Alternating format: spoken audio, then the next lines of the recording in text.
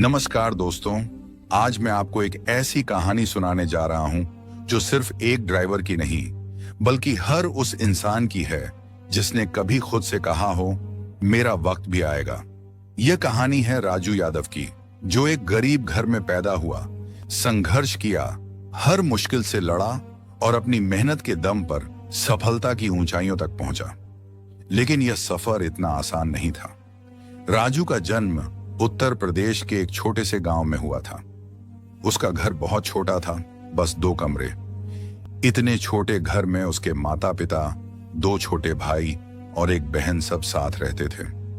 बरसात के दिनों में छत टपकती थी और ठंड के मौसम में पूरा परिवार एक ही कंबल में सिमट कर सोता था। पिता खेतों में मजदूरी करते थे और माँ दूसरों के घरों में झाड़ू, पोंछा और बर्तन धोने का काम करती थी। राजू स्कूल जाना चाहता था, लेकिन घर की हालत ऐसी थी कि उसे छोटी उम्र में ही काम में हाथ बटाना पड़ा।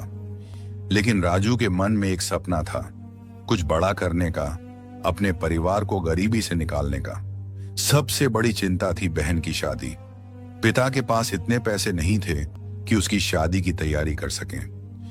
राजू यह सोचकर परेशान रहता था कि अगर वह कुछ नहीं करेगा तो उसकी बहन की शादी कैसे होगी। घर की हालत बिगड़ती जा रही थी। एक दिन पिता बीमार पड़ गए और काम पर नहीं जा सके। घर में खाने के लाले पड़ गए। राजू ने फैसला किया कि वह शहर जाकर कुछ करेगा। उसने अपने एक दोस्त के साथ मुंबई जाने का प्लान बनाया। मां पहले तो रोई, लेकिन उसे भी पता था कि राजू के पास और कोई रास्ता नहीं था। बेटा, कुछ भी करना, लेकिन गलत रास्ते पर मत जाना। मां ने आशीर्वाद दिया और राजू मुंबई की ओर निकल पड़ा। शहर में आने के बाद उसे समझ में आया कि यहां सब कुछ आसान नहीं था। शुरुआत में उसे एक होटल में बर्तन धोने का काम मिला। वहां 12 से 14 घंटे खड़े रहना पड़ता, हाथ जल जाते, लेकिन महीने के आखिर में सिर्फ 2,500 रुपए मिलते। इससे न तो ठीक से खाना खाया जा सकता था, न ही घर पैसे भेजे जा सकते थे। वह कई और छोटे मोटे काम करने लगा। चाय की दुकान पर नौकरी, कंस्ट्रक्शन साइट पर मजदूरी, फुटपाथ पर सामान बेचना, लेकिन कहीं भी ज्यादा कमाई नहीं थी। क्या जिंदगी भर ऐसे ही मजदूरी करनी पड़ेगी? यह सवाल हर रात उसे सोने नहीं देता। एक दिन उसने देखा कि होटल का मालिक एक ड्राइवर को महीने के 15,000 रुपए दे रहा था। यह देखकर उसे समझ आया कि अगर वह गाड़ी चलाना सीख ले तो उसकी जिंदगी बदल सकती है। लेकिन गाड़ी चलाना कौन सिखाएगा? शहर में कोई मुफ्त में सिखाने को तैयार नहीं था। फिर एक दिन एक ट्रक ड्राइवर से उसकी दोस्ती हो गई। उसने राजू को एक शर्त पर सिखाने को तैयार किया। रात में उसे ट्रक धोना पड़ेगा। राजू मान गया।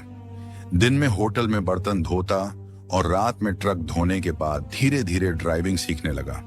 6 महीने बाद उसने ड्राइविंग टेस्ट पास किया और एक टैक्सी कंपनी में नौकरी मिल गई। अब वह हर दिन सड़कों पर टैक्सी चलाता था, सवारियों को लाने ले जाने का काम करता। रोज 14 से 16 घंटे गाड़ी चलानी पड़ती थी।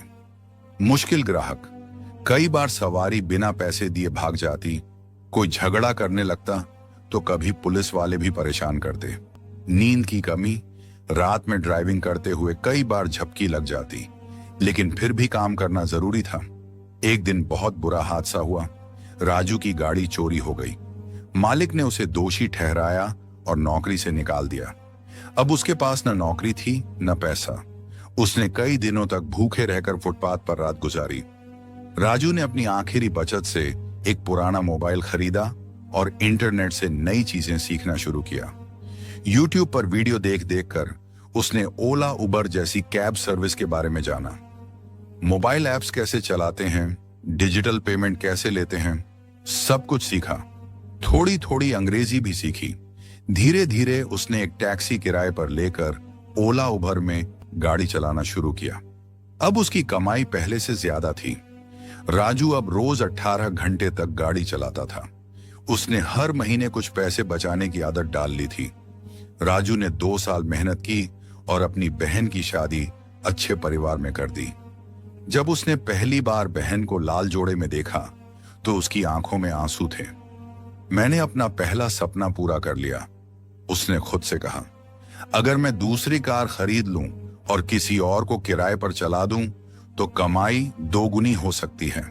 इसलिए उसने 3 साल तक और मेहनत की, पैसे बचाए और दूसरी कार खरीदी, फिर तीसरी कार, फिर चौथी, और देखते ही देखते उसकी खुद की एक छोटी ट्रैवल कंपनी बन गई।